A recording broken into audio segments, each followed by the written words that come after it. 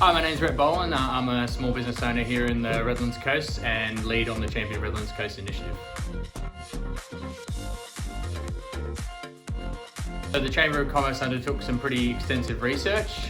We identified that the city has a fairly bright future ahead with 138 planned major projects, over $6 billion worth of projects in the pipeline, and over 12,000 jobs coming to the city over the next 20 years.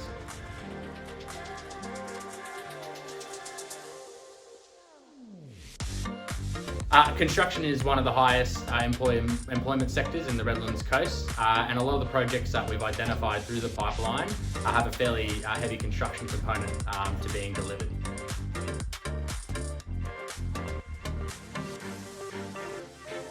One of the important things about Championing Redlands Coast is preparing businesses to take on the opportunities coming to the city as these projects start to mature.